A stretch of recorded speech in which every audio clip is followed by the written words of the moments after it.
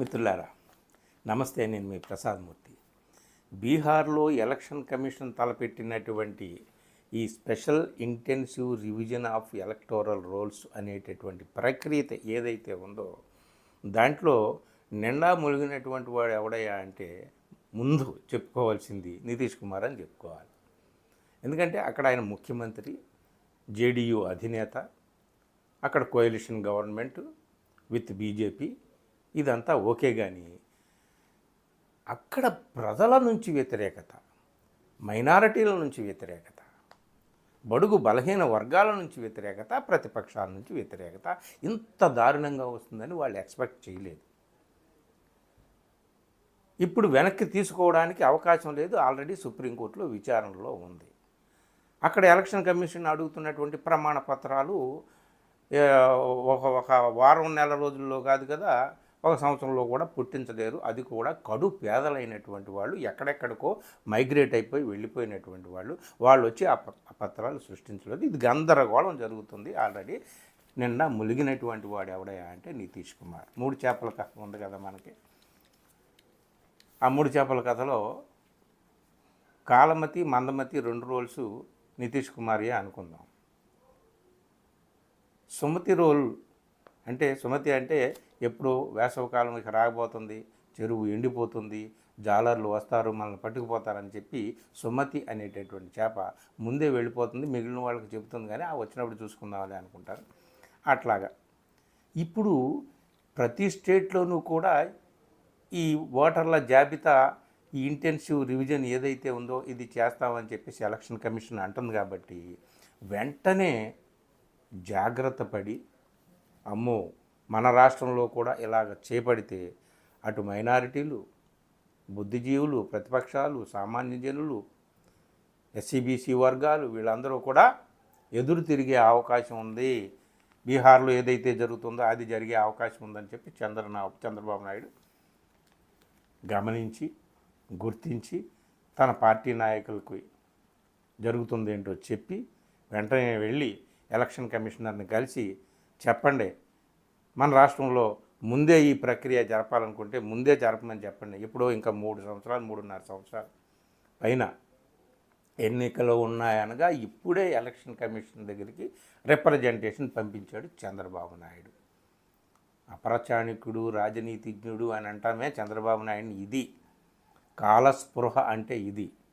అంటే ఆయన ఎన్డీఏలో మేజర్ కీలకమైనటువంటి పాత్రధారి కదా నితీష్ కుమార్తో సహా. నితీష్ కుమార్ పూర్తిగా చిక్కిపోయాడు బీజేపీ చేతుల్లో. వాళ్ళు ఏం చేస్తే ఆ పని చేయాలి, ఎందుకంటే ఆయన కుర్చీ ఉంటే చాలు.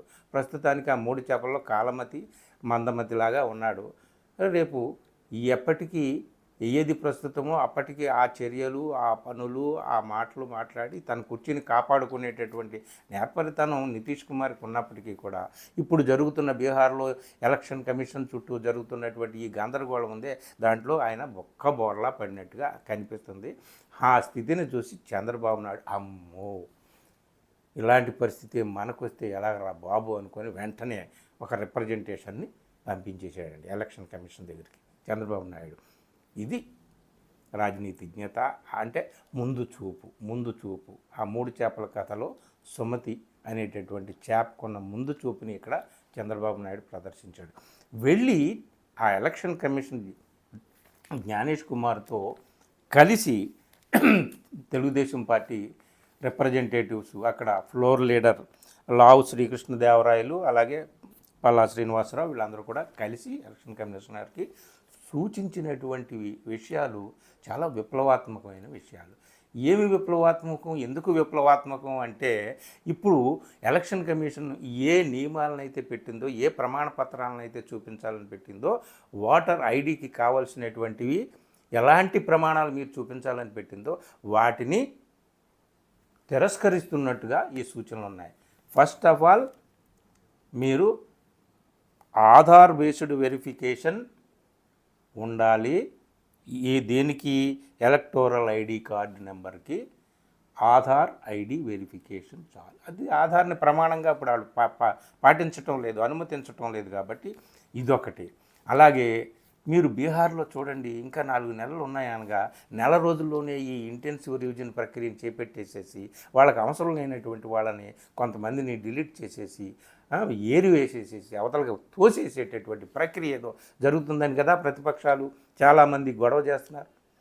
సో సుప్రీంకోర్టులో కూడా విచారణ జరుగుతుంది కదా. అందుకని వీళ్ళు చంద్రబాబు నాయుడు గారి తరఫున వెళ్ళినటువంటి తెలుగుదేశం పార్టీ నేతలు ఎలక్షన్ కమిషన్కి పెట్టినటువంటి కండిషన్ ఏమిటంటే, మీరు అన్ని స్టేట్స్లోనూ ఇది చేస్తామంటున్నారు ఈ స్పెషల్ ఇంటెన్సివ్ రివిజన్, మా ఆంధ్రప్రదేశ్లో మాత్రం మీరు ముందే చేయండి.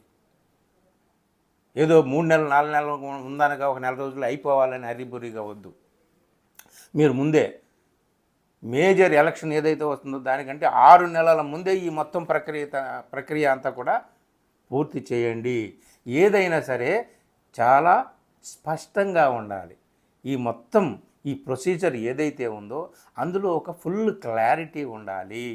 అలాగే ఇంకా safe guards against wrongful decisions, పొరపాటున అయినా సరే ఒక్క ఓటరు కూడా పొరపాటును కూడా డిలీట్ కాకూడదు.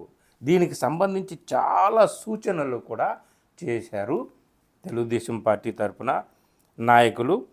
మెయిన్గా ఇవి దాని తర్వాత అసలు ఈ ఎలక్టోరల్ రోల్స్ని యొక్క ఎప్పటికప్పుడు సవరణ, దీని యొక్క మానిటరింగ్ చేయాలి కదా. దానికి ఏం చెప్పారయ్యా అంటే, ఈ కాగ్ ఉంది కదా, కంట్రోలర్ అండ్ ఆడిటర్ జనరల్ నేతృత్వంలో కంట్రోలర్ అండ్ ఆడిటర్ జనరల్ సూపర్విజన్లో ఒక పర్యవేక్షణలో కాగ్ పర్యవేక్షణలో ఎప్పటికప్పుడు ఈ ఓటర్ల జాబితాను తనిఖీ అనేటటువంటిది నిరంతరం కూడా జరగాలి.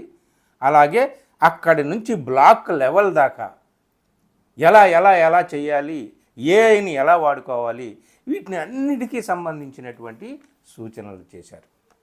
ఇది అంటే 3 చేపల కథలో సమ్మతితో నేను చంద్రబాబు నాయుడిని పోల్చాను. అంటే ముందుగా మేల్కొని బీహార్లో నితీష్ కుమార్ కూడా ఒక మేజర్ ఎన్డీఏ పార్ట్నర్, ఈయన కూడా మేజర్ ఎన్డీఏ పార్ట్నర్ అయినప్పటికీ కూడా ఎలక్షన్ కమిషన్ చేపట్టినటువంటి ఈ ప్రక్రియ ఏదైతే ఉందో అందులో లోపాలు ఉన్నాయని చెప్పినట్టే కదా చంద్రబాబు నాయుడు. తెలుగుదేశం రిప్రజెంటేషన్ అంటే చంద్రబాబు రిప్రజెంటేషనే కదా. అంటే ఎలక్షన్ కమిషన్ చేపట్టినటువంటి ప్రక్రియలో లోపాలు ఉన్నాయి, అలా కాదు ఇలా చేయండి అని చెప్పడం అంటే ఎన్డీఏలో ఉండి కూడా ఎలక్షన్ కమిషన్తో ఈ పనులన్నీ చేయిస్తున్నది ఎవరో మనకు తెలుసు కదా, ఢిల్లీలో కూర్చున్న పెద్దలు కదా. అంటే ఆ పెద్దలు తీసుకున్నటువంటి నిర్ణయాన్ని కూడా చంద్రబాబు ఇక్కడ తప్పు పడుతున్నట్టే కదా.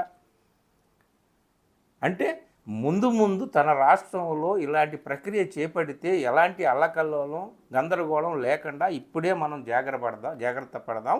అలాగే సూచనప్రాయంగా పరోక్షంగా ఒక హెచ్చరికను కూడా ఆయన కేంద్రంలో ఉన్నటువంటి బీజేపీ వారికి అందజేశాడనమాట. మీరు మీ ఇష్టం వచ్చినట్టుగా ఎలక్షన్ ప్రక్రియని కానీ ఓటర్ల జాబితా తయారీ ప్రక్రియను కానీ మీరు మీ ఇష్టం వచ్చినట్టు మన్మాని అంటామే అలా చేస్తే కుదరదు అని చెప్పి ఒక సూచన ప్రాయంగా హెచ్చరిక కూడా జారీ చేసినట్టయింది. ఏది ఏమైనా ఈ ఓవరాల్ ప్రక్రియలో ఎలక్షన్ కమిషన్ ఢిల్లీ పెద్దల చేతుల్లో ఒక కీలుబొమ్మగా ఎలా వ్యవహరిస్తున్నారో, అలాగే ఈ ఎలక్షన్ కమిషన్ ఢిల్లీ పెద్దలు కలిసి ఆడుతున్నటువంటి ఈ ఆటలో కీలుబొమ్మ అయిపోయాడు నితీష్ కుమార్. ఒక్క బోర్ల పడ్డాడు, సాగిల పడ్డాడు. ఆయనకి కుర్చీ ఉంటే చాలు. ముందు ఆయన ఎట్లా యాక్ట్ చేస్తాడో తెలియదు, కానీ ప్రస్తుతానికైతే నిర్వీర్యమై ఉన్నాడు.